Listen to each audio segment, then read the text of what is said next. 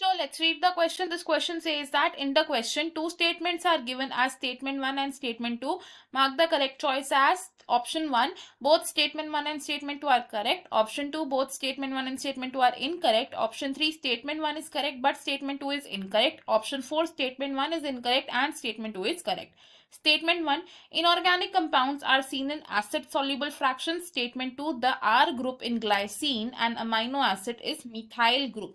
इस क्वेश्चन में हमारे पास दो स्टेटमेंट्स हैं, हमें बताना है कि कौन से स्टेटमेंट्स करेक्ट हैं. तो इसको सॉल्व करने के लिए हम जस्ट की कॉन्सेप्ट का यूज करेंगे. The key concept will be bio molecules. तो अगर हम बात करें सबसे पहले अबाउट द फर्स्ट स्टेटमेंट, तो फर्स्ट स्टेटमेंट में किसकी बात करनी है हमें? About the elemental analysis of a living tissue.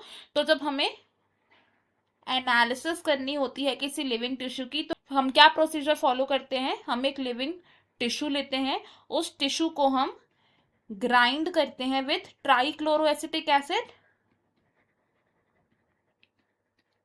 Trichloroacetic acid के साथ हम इसे ग्राइंड करेंगे एंड देन हमारे पास ऑब्टेन होगी एक स्लरी. इस स्लरी को हम क्या करेंगे? इसे स्ट्रेन कर लेंगे एंड इसको स्ट्रेन करने के बाद हमारे पास क्या बच जाएगा? One will be the retentate and other will be the filtrate. अब जो रिटेंटेड है ये कैसा फ्रैक्शन कहलाएगा? It is acid insoluble fraction या फिर acid insoluble pool. And filtrate क्या होता है? It is acid soluble pool.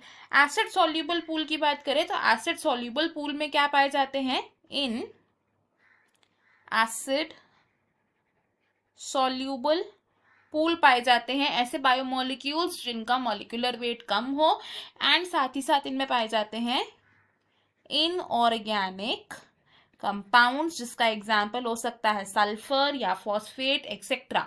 Next अगर बात करें सेकेंड स्टेटमेंट की, तो अमाइनो एसिड्स क्या होते हैं? अमाइनो एसिड्स क्या होते हैं? These are the monomers of polypeptide.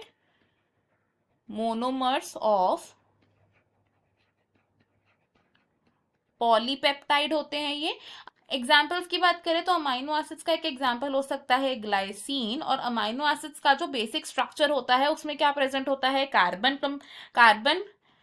के साथ बाउंडेड होता है amino group which is NH2 group. साथ ही में प्रेजेंट होता है COOH group which is carboxyl group and present होती है एक आर चेन. अब ये जो आर चेन है ये डिफरेंट अमाइनो एसिड्स में वेरी कर सकती है, लेकिन अगर हम बात करें ग्लाइसिन की तो ग्लाइसिन में ये आर चेन में क्या होता है? एक हाइड्रोजन प्रेजेंट होता है.